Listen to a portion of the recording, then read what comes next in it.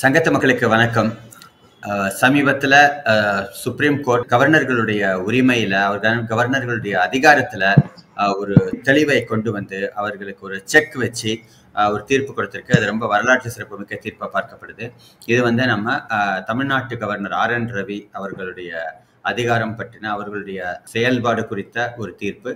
கவர்னருக்கு வந்து நிறைய கண்டனங்களை கொடுத்து அதோடைய அவர் வந்து நிலுவையில் வைத்திருந்த 10 தீர்மானங்களை மசோதாக்களையும் தாங்களே சிறப்பு அதிகாரத்தை பயன்படுத்தி அப்ரூவ் பண்ணி அந்த தீர்ப்பை கொடுத்திருக்காங்க. இது வந்து தேசிய அளவில் நிறைய விஷயங்கள் நிறைய மாநிலங்கள்ல ஒரு எதிர்விளைவை ஏற்படுத்தும். ஒரு மாநில சுயாட்சி விஷயத்துல வந்து ஒரு பெரிய மாற்றங்களை கொண்டு வரும்னு வந்து நம்புறாங்க. இந்த விஷயம் பத்தி நம்ம டிஸ்கஸ் பண்றதுக்கு நம்ம கூட அருள் முருகானந்தம் இருக்காரு. வணக்கம் சார். வணக்கம் சார். சார், இப்போ முதல்ல இது எனக்கு வந்து முதல்ல இமீடியட்டா இருக்கிற கேள்வி வந்து, இந்த தீர்ப்பு வெளியில வந்தோடனே கண்டிப்பா திமுக தரப்புல அதாவது பாஜகவுக்கு எதிர் தரப்புல இருக்கிற எல்லாருமே, காங்கிரஸ் உட்பட எல்லாருமே வந்து இது பயங்கர முக்கியமான தீர்ப்பு, நல்ல தீர்ப்புன்னு சொல்லி அதை வந்து ஆதரிச்சிட்டு இருக்காங்க. நான் கூட வந்து அதை ஆதரிச்சேன், நீங்களும் அந்த இதை வந்து ஆதரிச்சிங்க. ஆனா பாஜக தரப்புல இருந்து சொன்ன சில முக்கிய விஷயம் ஒண்ணு வந்து, இது வந்து ஜுடிஷியல் ஓவர் ரீச் அப்படின்னு வந்து ஒரு இது, அதாவது வந்து உச்ச நீதிமன்றத்துக்கு இப்படி சொல்வதற்கு உரிமை இருக்கிறதா, அவர்களுக்கு அதிகாரம் இருக்கிறது, உரிமையோட அதிகாரம் இருக்கிறதா? இந்த மாதிரி ஒரு வந்து கவர்னர் வந்து மசோதாவில முடிவெடுக்கலைன்னா அந்த மசோதாவை நீ முடிவெடுன்னு அதுக்கு ஒரு காலக்கெடு கொடுத்து அவர் சொல்லியிருக்கணுமே தவிர சுப்ரீம் கோர்ட்டே பண்ணிட முடியுமா?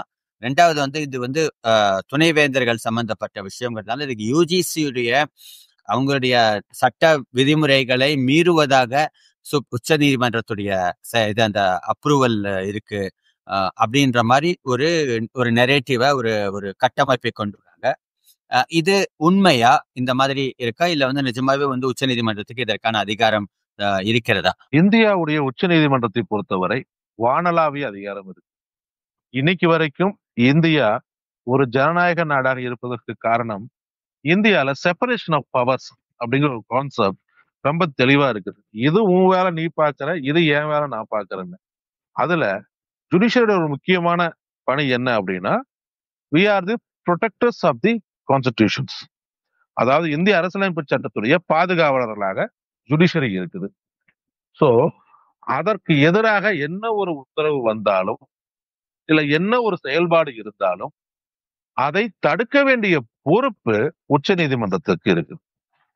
ரெண்டாவது வந்து பாத்தீங்கன்னா, UGCயோடைய விதிகளுக்கு எதிராக இது இருக்கு அப்படின்னு ஒரு விஷயம் முன்வைக்கப்படுது. உச்ச நீதிமன்றத்துக்கு முன்னாடி இருந்தது இந்த மசோதாக்கள் UGCயோடைய விதிமுறைகளுக்கு எதிராக இருக்கிறதா இல்லையா என்பது பற்றி இல்லை. இங்க இருந்தது உச்ச நீதிமன்றத்துடைய மன்னிக்கணும் ஆளுநருடைய அதிகாரம் என்ன அப்படிங்கிறத பத்தி தான். ஆளுநர் பதவிங்கிறது ஒரு செரிமோனியல் போஸ்ட் அப்படிங்கிறத பல நேரங்கள்ல உச்ச நீதிமன்றம் தெளிவாக விளக்கி எடுக்குது. நம்ம அண்ணா சொன்ன மாதிரி ஆட்டுக்கு தாடி எதுக்கு, நம்ம மாநிலத்துக்கு கவர்னர் எதுக்குங்கிற ஒரு கான்செப்ட் தான் இது. வந்து ஒரு முக்கியமா ஒரு செரிமோனியல் போஸ்ட் தான். இந்த போஸ்ட்ல வந்து பாத்தீங்கன்னா அவங்களுக்கு எந்த வகையான பெரிய அதிகாரங்களும் இல்லை. UGCயை பொறுத்த வரைக்கும் சான்சலரா யாரு இருக்கலாம் அப்படிங்கிறது ஒரு கிரே ஏரியா, அதாவது ஒரு தெளிவின்மை இருக்குது. தெலுங்கானா போனீங்கன்னா அங்க சீஃப் மினிஸ்டர் தான் சான்சலர். வேந்தராக இருக்கக்கூடியது யாருன்னு பாத்தீங்கன்னா சீஃப் மினிஸ்டர் தான். குஜராத், மகாராஷ்டிரா இங்கெல்லாம் பாத்தீங்கன்னா சான்சலரா வந்து இவர் இருப்பாரு, கவர்னர் இருப்பாரு. ஆனா அவர் எந்த முடிவையும் எடுக்க முடியாது. அவருக்கான முடிவை வந்து கேபினட் எடுக்கும். அந்த டிசிஷனை வந்து கவர்னர் ஏத்துக்கணும் அப்படிங்கிற சட்டம் இருக்குது. நம்மளை போலவே வந்து பாத்தீங்கன்னா கேரளா, கர்நாடகா மற்றும் வெஸ்ட் பெங்கால் நம்மளை போலவே கவர்னருடைய இந்த வேந்தராக இருக்கக்கூடிய கவர்னரை நீக்கி ஒரு மசோதாக்களை தாக்கல் செஞ்சு அங்க இருக்கக்கூடிய கவர்னர்கள்ட்ட இதே மாதிரி பெண்டிங்ல இருக்கு. அடுத்ததா முக்கியமான விஷயம் என்ன அப்படின்னு பாத்தீங்கன்னா, எல்லா யூனிவர்சிட்டியில இருந்தும் RN ரவிய வேந்தரா தூக்கல. ஒவ்வொரு யூனிவர்சிட்டிக்கும் தனி பில் பாஸ் பண்ணியிருக்கிறாங்க. சரிங்களா? 2 யூனிவர்சிட்டிக்கு இன்னும் பில் பாஸ் பண்ணல. அந்த 2 யூனிவர்சிட்டிக்கு இப்பவும் ஆஹ், தமிழக கவர்னர் தான் வந்து பாத்தீங்கன்னா சான்சலர். அதாவது மெட்ராஸ் யூனிவர்சிட்டி, வெட்டினரி யூனிவர்சிட்டி நினைக்கிறதுக்கு சரியா தெரியல. 2 யூனிவர்சிட்டிக்கு வந்து பாத்தீங்கன்னா இன்னைக்கும் வந்து தமிழ்நாடு கவர்னர் தான் வந்து தொடர்ந்து சான்சலரா இருக்காரு. யுஜிசியுடைய விதிகள் பற்றி உச்சநீதிமன்றத்தில் எந்த வகையான வாதமும் நடைபெறவில்லை. விஷயம் என்னன்னா, அங்க இருக்கக்கூடிய கேள்வியே வித்தியாசமானது வேறு.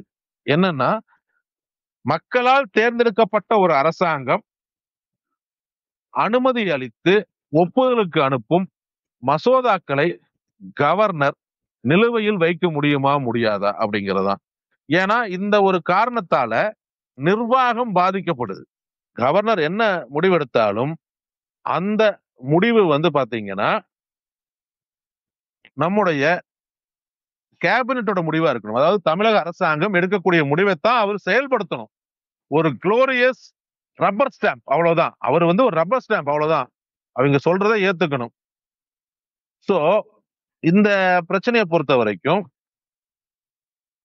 கவர்னர் செஞ்சது தப்பு. அதனால எங்களுக்கு இருக்கக்கூடிய வானளாவிய அதிகாரங்கள், அதாவது எப்ப வந்து நீதி மறுக்கப்படுதோ உச்ச நீதிமன்றத்திற்கு மட்டும் இந்த அதிகாரம் இருக்குது.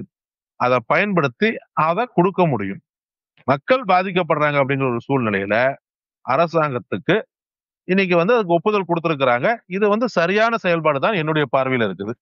ஓகே. ஸோ இப்போ இப்போ ஒரு நீங்க சொல்றீங்க அவரு ஒரு குளோரியஸ் ரப்பர் ஸ்டாம்ப் அப்படின்னு இவங்க சொல்றத ஒரு ஸ்டாம்ப் அடிச்சு ஆமா. உயர்த்துக்கணும் அப்படின்னு சொல்றீங்க. நாளைக்கு ஆமாங்க. வந்து நாளைக்கு தமிழ்நாட்டுல சட்டசபையில ஒரு மசோதாவை பாஸ் பண்றாங்க. மே மாதம் 1ஆம் தேதியிலிருந்து தமிழ்நாடு தனி நாடாக இயங்கும். இந்தியாவுடன் வந்து பிரிகிறது, தனி நாடாக இயங்கும் அப்படின்னு சொல்லிட்டு மே 1ஆம் தேதி தமிழ்நாட்டு என்னும் தேசத்தின் உருவாக்க நாள் அப்படின்னு வந்து ஒரு மசோதாவை பாஸ் பண்றாங்க. அதை வந்து ஆளுநருக்கு அனுப்புறாங்க. ஓகே. சோ அப்ப வந்து ஆளுநர் அதுல ஸ்டாம்ப் பண்ணணுமா? அப்ப என்ன செய்வார் அவரு? ஆஹ், ஆளுநர் அதுல ஸ்டாம்ப் பண்ணித்தான் ஆகணும். அதுக்கப்புறம் அந்த மசோதா செல்லாதுன்னு நாம கோர்ட் அப்ரோச் பண்ணலாம். புரியுதுங்களா? 2வது அந்த மாதிரி ஒரு மசோதா வந்து சட்டசபையில் நிறைவேற்றப்படுது, அதுக்கு வந்து நம்முடைய எம்எல்ஏக்கெல்லாம் கையெழுத்து போடுறாங்க, ஆமோதிக்கிறாங்கன்னா அவங்க எல்லாருமே தேச துரோக குற்றச்சாட்டுல தூக்கி உள்ள வச்சிடலாம். சோ இந்த மாதிரி ஒரு சுச்சுவேஷன்ல இவங்க தலையிட்டு, ஜனாதிபதி தலையிட்டு தமிழக அரசாங்கத்துடைய இதை வந்து நிறுத்தி வைக்கலாம். அதாவது தமிழக அரசாங்கத்துடைய அரசாங்கத்தையே கலைச்சிடலாம். அசம்பிளியை சஸ்பெண்ட் பண்ணி, சரிங்களா, எல்லாத்தையும் அரெஸ்ட் பண்ணலாம். அது மட்டும் இல்ல, அந்த மாதிரி சட்டம் இது வந்துச்சுன்னா அந்த குளோரியஸ் ரப்பர் ஸ்டாம்ப் அடிச்சு கையெழுத்து போடணும். Is bound by the law. சரிங்களா? அவரு மேல மட்டும் ட்ரீசன் போட முடியாது. ஓகே. ஏன்னா is bound by law. He was directed by them to sign. அவரு தன்னுடைய வேலையை தான் செய்யறாரு அவரு. ஆமா, சரிங்களா? Is bound by law. So அதுக்கப்புறம் அது செல்லாதுன்னு நம்ம கோர்ட்டுக்கு தான் போகணும். இப்ப அவர் வந்து இப்ப வந்து கவர்னர் அப்படிங்கிறவரு ஒரு is a custodian of the constitution இல்லையா? So is agent of the central government. Is agent of the central union government. Okay. He is not a custodian of constitution. That is us. That is the judiciary. And we are proud about that. Okay. So இப்போ வந்து எதுக்காக இந்த கேள்வி எனக்கு வருதுன்னா, நம்ம வந்து ஆளுநர் இப்ப நாளைக்கு சப்போஸ் இந்த மாதிரி ஒரு மசோதா பாஸ் பண்றாங்க. அதற்கு எதிராக வந்து ஒரு நடவடிக்கை எடுக்கணும். அவங்க மேல நீங்க சொல்ற மாதிரி ஒரு அந்த அசம்பிளியை சஸ்பெண்ட் பண்ணணும், இல்ல அரசாங்கத்தை டிஸ்மிஸே பண்ணணும் அப்படின்னு போது அதற்கு உங்களுக்கு ஆளுநருடைய ஒரு கடிதம் தேவைப்படும். அவர் எழுதலாம். ரெக்கமெண்ட் பண்றதுக்கு அவருக்கு 100% இருக்கு. கலைஞருடைய ஆட்சி காலத்துல 1988ல ஐ திங்க் 89ல இது நடந்துச்சுன்னு நினைக்கிறேன்.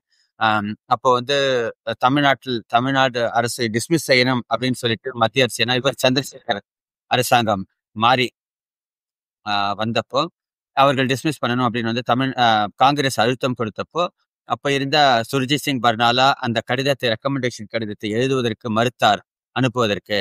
அப்போ வந்து ஆளுநரை மாத்தி புது ஆளுநரை கொண்டு வந்து ஐ திங்க் அலெக்சாண்டர் நினைக்கிறேன். அப்போ வந்து ஆளுநர் அவரு ஆமாங்க, அலெக்சாண்டர் வந்தார். அவரு வந்து அந்த கடிதத்தை ரெக்கமெண்டேஷனை கொடுத்து அதுக்கப்புறம் இந்த 356 அப்ளை பண்ணி டிஸ்மிஸ் பண்ணாங்க அப்படின்ற மாதிரி ஒரு வரலாறு இருக்கு இல்லையா? கடிதம் எழுதுவது என்பது அவருடைய விருப்பம். சரிங்களா? இங்க இருக்கக்கூடிய ஒரு சூழ்நிலைய ஜனாதிபதிக்கு தெரிவிக்க வேண்டியது அவருடைய வேலை. சரிங்களா? அவர் ரெக்கமெண்ட் பண்ணலாம்.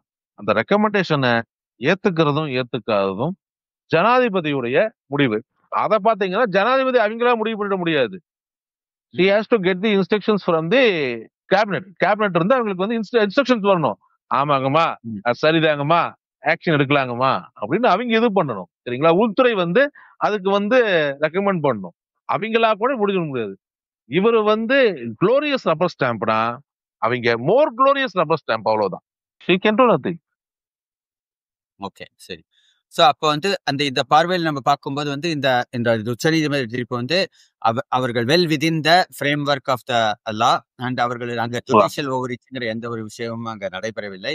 இல்ல, நிச்சயமாக இல்ல. அதாவதுங்க, when the governor is abusing the constitution of India and when is abusing the process, governor இந்திய அரசமைப்பு சட்டத்தையும் மரபுகளையும் தவறாக பயன்படுத்தும் பொழுது வேறு வழி இல்லாமல் உச்ச நீதிமன்றம் தலையிட்டுத்தான் ஆக வேண்டும்.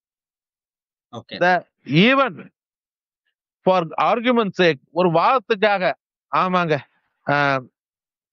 நீதிமன்றம் வந்து ஓவர் ரீச் தான் பண்ணிருக்குன்னு சொன்னா, நம்மளுடைய கவர்னர் ஓவர் ரீச் பண்ணதுனால வேற வழி இல்லாம நாங்களும் ஓவர் ரீச் பண்ண வேண்டியதா போச்சு. ஓகே. சோ அந்த மாதிரி சிச்சுவேஷன் இருக்கு. But there is no overreach னு வச்சுக்கோங்களேன். Because the constitution of India and the procedures, இந்திய அரசியலமைப்பு சட்டமும் மரபுகளும் கவர்னரால் தவறாக பயன்படுத்தப்பட்டதால் உச்ச நீதிமன்றம் தலையிட்டது எந்த வகையிலும் தவறாகாது. Okay. So he abused the law. He abused the constitution. He went against the decision of the people of Tamil Nadu or the representatives of the people of Tamil Nadu. Yeah. So it was anti-democratic.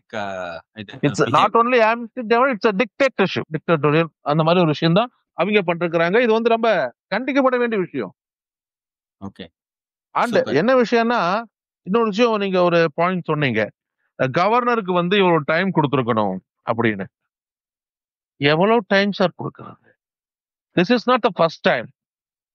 Already பாத்தீங்கன்னா they have approached Supreme Court for the Rummy Act. சரிங்களா? இந்த rummy games ஆக்டுக்கு they approached Supreme Court. ஆச்சுங்களா? தடை சட்டம் கொண்டு வந்ததுக்கு அதுக்கு வந்து they were forced to approach the Supreme Court. சரிங்களா? என்ன விஷயம்னா, Supreme Court had again and again told him, this is your job. We are trying to be nice. We are refraining ourselves. பல நேரங்களை சொல்லிட்டாங்க, எப்ப நாங்க உன்னைய இது பண்ணி அசிங்கப்படுத்த விரும்பல, உன் வேலையை பாருன்னு உறுதுணவே இல்லை. பல முறை அவருக்கு வார்னிங் கொடுத்து அவரு செய்யாதப்பதான் அவர் வேலைய கோர்ட்டு செஞ்சிருக்குது. ஏன்னா அவருக்கு வந்து பாத்தீங்கன்னா மாசமான ஒரு 30-34 கூட நம்ம செலவு பண்றோம். அத முதல்ல நிறுத்தணும். அவர் கொடுத்த வேலை, அவருக்கு என்ன வேலை, கையெழுத்து போடுற வேலை, அத அவர் ஒழுங்கா செய்ய மாட்டேங்கிறாரு. ஒரு ஸ்டாம்ப் படிச்சு கையெழுத்து போட முடியாதுங்களா அவரால? அவருக்கு ஸ்டாம்ப் எடுக்கிறதுக்கு ஒரு பியூன் வச்சிருக்காங்க. So okay. சோ ஆக மொத்தம் இப்ப இந்த டிஸ்கஷன்ல நமக்கு தெரிய வருது என்னன்னா வந்து இந்த ஜுடிஷியல் ஓவர்ரீச்சும் எதுவும் இல்லை. உச்சநீதிமன்றத்துக்கு நிஜமாகவே இந்த சிறப்பு அதிகாரங்கள் இருக்கிறது. அதை பயன்படுத்தி ஆளுநருடைய ஜனநாயக விரோத போக்கை தான் வந்து அவர்கள் கண்டித்து அதற்கு ஒரு முடிவு கட்ட முயற்சி செய்து. சோ கலந்துகிட்டு உங்க கருத்துக்களை பகிர்ந்ததுக்கு ரொம்ப நன்றி சார். தேங்க்யூ. Thank you sir. நன்றி.